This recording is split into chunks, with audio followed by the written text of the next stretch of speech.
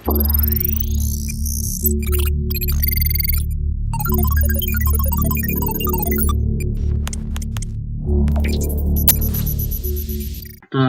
ada beberapa basic formula yang lain. Nah, ini basic formula yang kayak cukup krusial ya, karena cukup banyak yang sering pakai juga. Jadi secara basic dulu deh. Secara basic itu cuman ada 5 sebenarnya. Sum, average, maximum, minimum, count. Sum itu kita menjumlahkan datanya, average itu merata-ratakan, max itu maksimumnya, min itu minimumnya, count itu frekuensinya. Secara tidak langsung lo bisa bilang sebenarnya untuk dapat data average itu cukup data sum dibagi data count gitu. Tapi ya udahlah, intinya kayak gitu. Nah, dari sana sebenarnya kelima formula basic itu bisa dikembangin lagi. Karena terkadang kita mau aja ngelakuin penjumlahan tapi ada kriteria tertentu, kita nggak mau ngejumlahin semua. Nah, lo bisa pakai sum if. Sama juga ngerata-ratain, lo mau rata-rata tapi ada kriteria tertentu, lo bisa pakai average if, atau kalau lebih dari satu berarti average ifs gitu tambah s, atau max atau min juga kayak gitu, ada max ifs dan max min ifs. Ada juga count, ya udah count itu juga kalau lo ada kriteria tertentu ya udah jadi count if, dan kalau ada dua berarti count ifs. Tapi ada juga kondisi di mana lo mau ngejumlahin data selain blank. Lo bisa pakai counter gitu. Dan banyak lagi lah intinya. Nanti kita coba lihat ya. Jadi contoh, gue punya data penjualan di sini. Oke. Oke, gimana ya bentar. Atau actually mungkin kita bisa nambah ya satu region. Let's say gue bikin ya random Jakarta, Bandung, Bogor gitu. Terus ya btw kalau misalnya lo lihat ini sekarang Excel udah cukup pintar karena I don't know ya kalau misalnya di Excel ini kayak gimana, tapi dia tuh bisa ngedetect juga kira-kira region ini tuh sebenarnya suatu geografi atau data geografi atau bukan gitu. Kalau misalnya data geografi diiniin, lo bisa tahu latitude, longitude, dan itu bisa lo convert ke ini sebenarnya bisa lo convert ke Tableau untuk bisa dibikinin kayak map gitu. Jadi kayak cukup bagus juga. Bagaimana sih ini? Ini contoh gue bikin random doang ya. Jadi contoh gue mau untuk ngetotalin semua data penjualan di data ini gitu. BTW kalau misalnya lo mau dari atas terus lo mau benar-benar turun ke bawah gitu, terus lo malas nge-scroll, lo bisa tekan control terus page down gitu. Jadi itu langsung narik lo ke bawah. Contoh gue mau ngelakuin sum ya. Ya udah gue mau cari berapa total keseluruhan penjualan. Ya udah gue tinggal nge-sum aja data ini sampai data yang paling atas gitu. Ya udah totalnya segini gitu. Atau contoh gue mau ngejumlahin berapa sih total frekuensi yang ada, itu gue bisa pakai count gitu.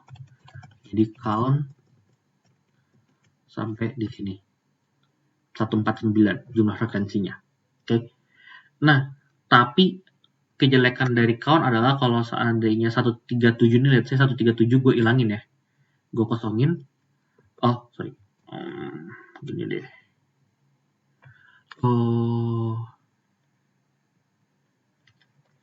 Coba kalau seandainya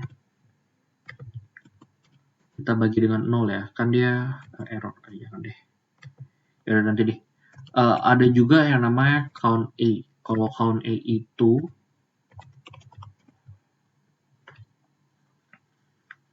kita ngejumlahin data di range tersebut dan menghilangkan data-data yang sifatnya kosong gitu. Nah ini biasanya gue pakai kalau misalnya gue mau ngejumlahin dari total satu range gitu tanpa harus nge-select beberapa area.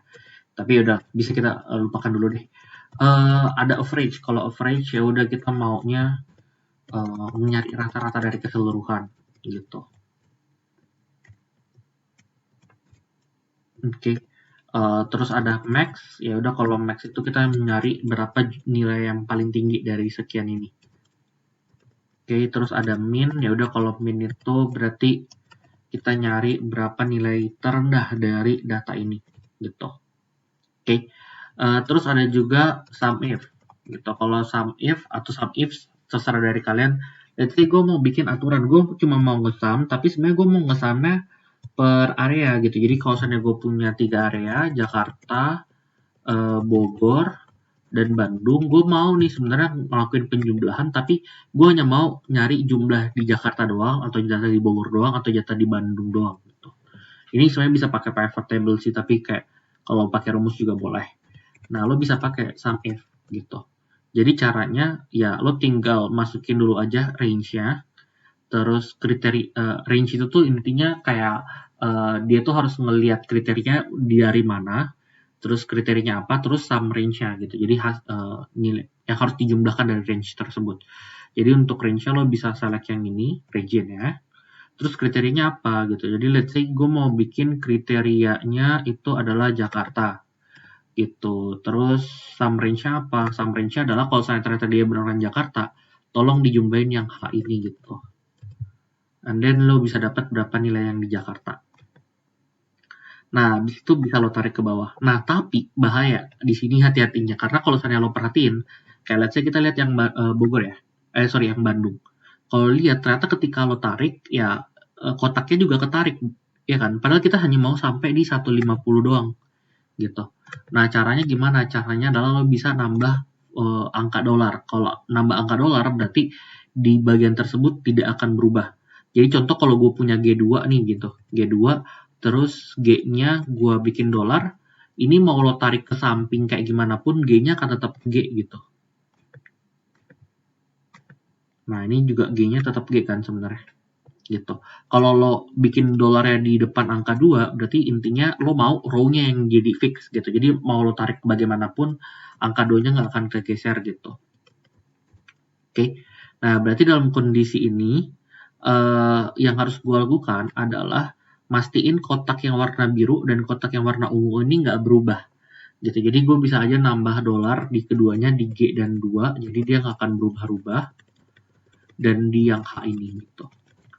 Nah, ini kan gue nambah manual ya, tapi sebenarnya ada cara lain selain nambah manual, yaitu pakai F4.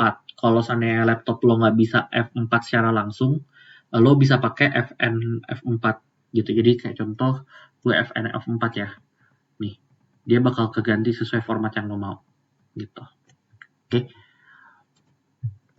Nah, ini Jakarta Bogor bisa gue jumlahin dan then ya udah kita udah bisa dapat angkanya berapa. Gitu. Gitu juga dengan count ya. Gue mau tahu berapa sih jumlah ini yang ada di Jakarta, Bogor, Bandung gitu. Ya udah tinggal di count aja sebenarnya. Oke, gitu juga dengan average, dengan max, dengan min. Gitu. Contoh gue mau tahu berapa nilai maksimum yang bisa didapatkan di Jakarta gitu. Ya udah max if sama juga ambil range-nya dulu yang ingin kita cocokkan. Terus apa kriterianya? Kriterianya itu kan adalah Jakarta. Terus ininya adalah hasil penjualan dari ini. Bentar. Oh sorry, max itu nggak ada max if doang, tapi max ifs. Nah ini ya udah tinggal dilihatin itu aja. Kok bentar. Oh sorry, ini makanya harus agak sedikit hati-hati ya berdasarkan CGV-nya. Ternyata kalau lo pakai max if, dia itu kebalik, justru max range-nya dulu, bukan range kriterianya. Jadi yang harus gue select itu justru yang hanya dulu gitu. Terus yang kriteria range-nya apa, terus habis itu kriterianya apa.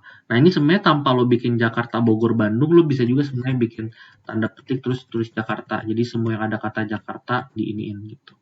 Udah didapat nilai maksimumnya segini. Gitu dan seterusnya. Oke. Terus apa lagi ya? Count udah, if sudah, sum udah. Nah ini nanti kita lebih banyak praktis aja sebenarnya untuk itu. Kalian pasti akan lebih banyak pakai itu nanti ketika kalian udah banyak olah datanya. Nah, terus abis itu ada juga beberapa sih sebenarnya fitur-fitur yang menurut gue cukup penting. Kayak contoh unique. Kalau unique itu tuh kondisi di mana lo bisa untuk ngedetect data-data yang sifatnya unik. Jadi data-data yang duplikat akan hilang dengan sendirinya gitu. Jadi contoh nih, gue punya data ini deh, data nama provinsi gitu. Oke, gue punya data nama provinsi. Dan pastinya banyak dong ini sebenarnya yang ke double duplikat. Tapi gue mau langsung tahu nih berapa banyak sih ini. Ya lo bisa aja bikin komen sama dengan unique dari array yang mana gitu. Oke, ternyata ini data-data yang uniknya gitu. Oke, ini kadang berguna, kadang nggak terlalu juga sih. Tergantung kalian pakainya gimana. Oke. Nah, selanjutnya juga ada yang namanya rank. Rank itu tuh untuk kalau seandainya kita ingin ngebuat suatu ranking. Jadi kayak ini rankingnya bebas ya. Kalian mau mulainya dari start dari yang paling bawah atau start dari yang paling atas. Nanti tergantung dari urutannya aja. Jadi kayak contoh data penjualan ini, gue mau nge-ranking nih mana usaha yang memiliki yang paling tinggi. Ya udah bisa tekan aja rank. Nah ini ada banyak pilihannya yang average atau yang ini. Gue jujur kurang tahu sih yang ini atau rank yang biasa. Kalau gue biasanya pakai rank average. Jadi rank average itu intinya kalau seandainya ada data penjualan yang sama itu akan dirata-ratakan gitu. Jadi kayak ada posisi 4, posisi 5, tapi sebenarnya posisi 4 dan posisi 5-nya tuh kayak dia dua data yang sama. Ya udah dijadiin 4,5 aja dua-duanya gitu. Nah, ini biasanya dipakai kalau seandainya lo mau ini sih kayak ngurutin sesuatu gitu. Jadi masukin numbernya apa, terus referensinya dari apa yang ini gitu. Nah ada order nih, lo mau ordernya menurun atau naik gitu. Kalau ordernya naik berarti dia akan start dari kayak gini. Dia akan start dari yang paling semakin gimana bilangnya? Semakin mendekati 1 nilainya semakin gede gitu. Iya nggak sih? Iya benar. Semakin mendekati angka 1 semakin gede. Gitu. Oke. Ada rank average, terus ada juga comment filter. Kalau comment filter itu intinya lo bisa ngelakuin filter tanpa mengaktifkan fitur filter. Caranya lo bisa memakai sama dengan filter gitu. Jadi oke, data yang mau gue filter itu yang ini gitu. Terus include apa gitu. Jadi kalau include ini tuh intinya kayak contoh gue mau ini sama dengan Jakarta gitu. Let's say kayak gitu. Terus if empty gimana jadiin tanda ini aja. Gitu. Dan yaudah dia akan ngubah data lu, tapi dia hanya akan ngesortir yang Jakarta doang sesuai dengan syarat yang gue mau tadi. Gitu. Ini contoh alternatif lain kalau lo mau ngelakuin filter tapi nggak mau ngaktifin filter, maunya bikinnya dalam bentuk formula gitu. Oke. Nah, terus ada juga sum product. Sum product itu intinya kayak perkalian yang sifatnya kayak matriks gitu. Jadi kayak contoh nih gue punya data gue punya let's say data price deh gitu. Let's say gue punya data price, gue punya daftar quantity gitu. Contoh gue bikinnya dari range between aja. Price-nya let's say 50 sampai 100 gitu. Terus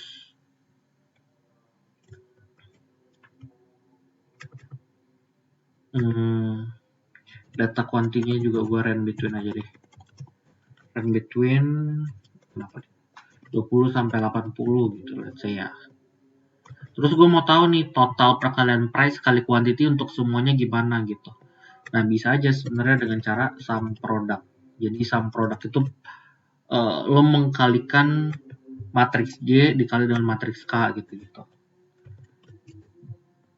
Jadi hasil segini. Jadi intinya kalau seandainya 69 kali 43 ditambah 57 kali 75 tambah 61 kali 23 dan seterusnya, hasilnya jadi kayak gini. Gitu. Oke.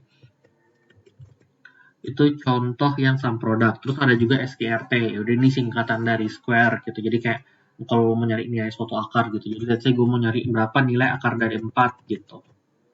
Udah square 4 gitu. Oke, ingat ini biasanya kalau lihat satu formula ya udah dia kayak soal berdiri sendiri, tapi sebenarnya ketika lo kombinasiin cukup powerful gitu. Terus ada ln, kayak udah ln itu logaritma natural. Ada juga ABS itu nilai absolut gitu.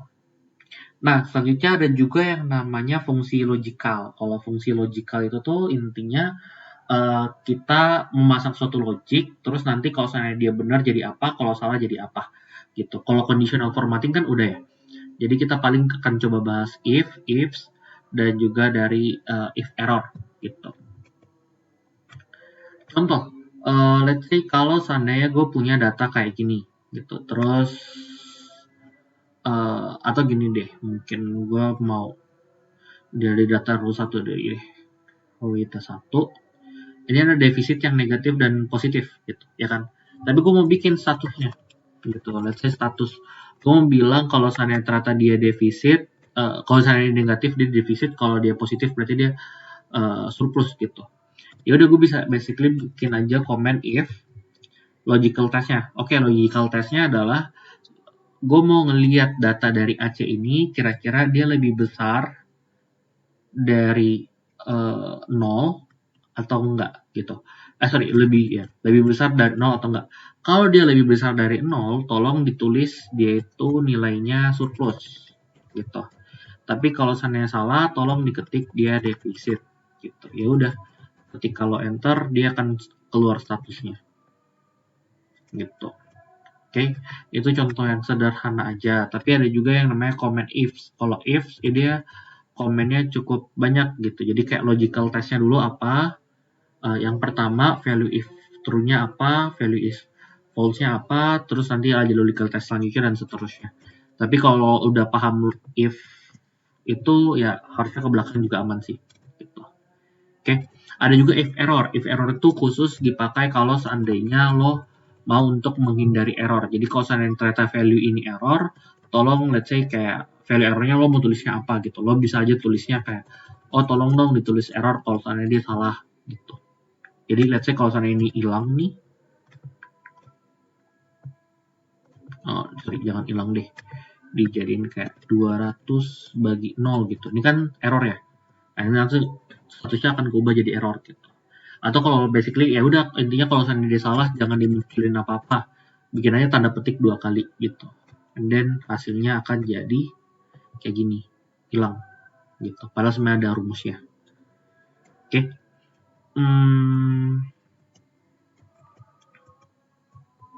I think that's all sih. Nanti mungkin bisa ada kita belajar-belajar hal-hal yang lain juga. Oke, mungkin sebagai penutup gue mau penutup part ini ya, gue mau coba ngajarin ke kalian juga tentang data analytics sama dengan solver gitu. Jadi data analytics itu apa? Data analytics itu intinya summary, lo bisa ngelakuin berbagai hal-hal yang sifatnya statistik menggunakan itu gitu. Kalau seandainya itu biasanya ada di bagian data dan lo bisa lihat di bagian analyze. Kalau belum ada dua fitur ini, yang lo lakukan adalah lo masuk file, pilih option, terus ada add-ins, dan pencet go. Nah, ini akan ada beberapa. Untuk sementara, lo bisa centangin yang analytic toolpath ini dan solver. Oke. Ya, kalau solver nggak mau juga nggak apa-apa sih. Jadi let's say nih, gue mau bikin summary statistik dari defisit. Gue mau cari rata-ratanya berapa, terus kayak ininya berapa, dan seterusnya. Kayak, wait, mungkin bisa gue liatin nanti ya. Tunggu.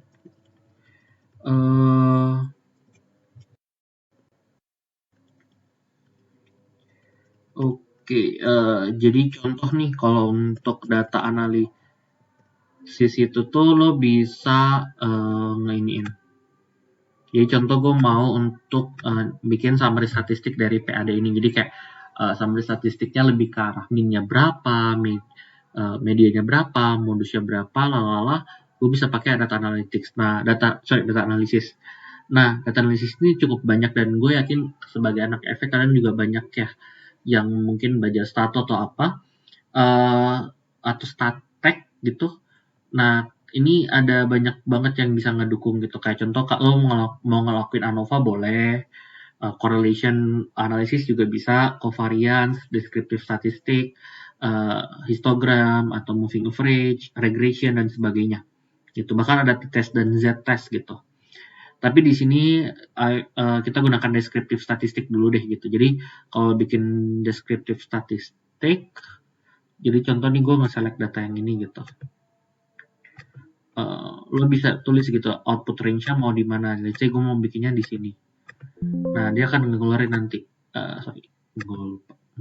Nah, dia akan nulis min-nya berapa, standard error-nya berapa, skewness-nya berapa dan sebagainya. Gitu. Oke, ini mungkin akan lebih banyak berguna ketika lo mau ngelakuin suatu regresi gitu. Jadi let's say gue mau ngelakuin regresi apa ya? BTW ini nggak enaknya di Excel tuh kalau lo ngelakuin regresi, Y-nya tuh harus selalu paling kiri dari data yang lo mau cari gitu. Contoh sederhananya deh, gue mau ngelakuin regresi government revenue di mana X-nya itu adalah PAD dan juga defisit gitu. Nah, bisa aja lo ngelakuin regresi data Y-nya lo bisa ambil yang ini. Terus data X-nya kita ambil yang ini PAD dan defisit gitu. Dan ya udah, lo tinggal masukin aja mau output range-nya di mana dan mereka akan ngitungin sendiri nanti. Gitu. Ini hasil regresinya. Gitu. Jadi nanti kalian bisa coba lagi lah intinya untuk ini. Oke. Nah, satu fitur yang mau gue coba apa ya dibilangnya, mau coba perkenalkan ke kalian itu adalah solver. Di mana solver itu tuh adalah suatu fitur dari Excel untuk bisa menyelesaikan suatu persamaan. Gitu. Nah, biasanya kalau kita bicara tentang solver, gimana bilangnya? Itu bisa dipakai untuk nyari X gitu. Jadi kayak kalau misalnya lo ngadepin suatu soal aljabar, lo mau nyari berapa nilai X, itu lo bisa pakai solver gitu. Ini contoh gue pakai, gue ngekutip soal mikro 1 deh gitu dari ini. Jadi intinya ini ada Pak Munir, dia ada fungsi utility, itu adalah hasil perkalian dari konsumsi barang X dan konsumsi barang Y. Gitu, dimana harga barang X 1000, harga barangnya juga 1000 dan total income dia 100.000. Ya udah, intinya kalau misalnya gue punya barang X, gue punya barang Y, maka jumlah kuantitinya kayak contoh nih, let's say quantity X-nya 5, quantity Y-nya 6. Dan kalau price dari keduanya itu sama-sama 1000, berarti total spending yang dilakukan oleh Pak Munir untuk barang X itu pasti segini kan sebenarnya. Ya. Berarti total spending yang dia lakukan itu harusnya gue ngesam doang nih. Gitu. Ya kan? 11.000 gitu. Sedangkan total income dia 100.000. Berarti masih bisa X dan Y-nya dikombinasikan lah sehingga mendekati income-nya. Tapi satu hal yang pasti adalah kalau lo belajar di PE kan intinya ya udah total spending-nya nggak boleh lewat dari income-nya gitu, ya kan? Nah, tapi yang jadi target dia adalah gimana caranya mengkombinasikan X dan Y untuk bisa mencapai tingkat utility yang maksimum. Di mana utility ini adalah hasil perkalian dari quantity dikali quantity X-nya dikali dengan quantity Y-nya gitu, berdasarkan soal, ya kan? Nah, tapi gue mau tahu nih berapa utility yang maksimum dan berapa kombinasi X dan Y. Nah, ini lo bisa selesaiin pakai solver sebenarnya. Jadi lo tinggal klik aja solver. Nah, ini jadi kalau lihat ada namanya set objektif. Ini gue kosongin dulu deh semuanya biar lebih enak. Jadi basically ya udah set objektif. Jadi objektif itu apa sih sebenarnya yang lo mau tuju gitu? Apa yang lo maksimumkan, apa yang lo minimumkan, atau apa yang ingin lo bikin nilainya sama dengan sesuatu gitu. Let's say gue mau jadi maksimum gue utility gitu, ya kan? Berarti gue tinggal select aja yang 30 tadi gitu. Nah, apa variabel yang bisa gue ganti-ganti atau yang Excel bisa ganti-ganti untuk bisa nge-achieve objektif lo untuk memaksimumkan. Oke, yang bisa dipilih itu adalah si quantity ini X dan Y. Ya udah, tinggal dimasukin aja. Nah, sekarang lo tinggal masukin subjeknya, subject to constraint-nya apa gitu. Berarti kendalanya apa gitu. Kayak batasan untuk ngelakuin itu apa. Oke, batasannya ternyata intinya total spending yang kita lakukan itu harus lebih kecil sama dengan dari constraint yang kita punya, yaitu income gitu. Jadi tinggal gue tambahkan add terus nanti oke, tapi ini gue oke aja gampang. Jadi ya udah gue dapat kayak gini, tinggal gue solve aja, and then dia akan ngitung sendiri. Oke, ternyata utility maksimum nanti yang bisa dicapai itu 2.500, di mana kuantitinya adalah sebanyak 50 unit untuk setiap jenis barang. Udah deh, selesai. Bisa di-solve pakai solver. Gitu. Oke. Nah, sebenarnya masih banyak lagi sih sebenarnya beberapa fungsi-fungsi yang bisa lo lakukan, dan sebenarnya masih banyak lagi beberapa hal yang bisa dibilangnya bisa kita coba selesaikan dengan mengombinasikan berbagai formula-formula atau menggunakan beberapa fitur. Tapi untuk part ini mungkin gue cukupkan dulu karena nanti untuk going deep-nya tentang formula-formula termasuk bahas cup, VLOOKUP, HLOOKUP dengan index match gitu-gitu, kita akan coba bahas di ini juga. Kita akan bahas di next part gitu. Oke. Paling itu aja sih mungkin dari gua. Thank you.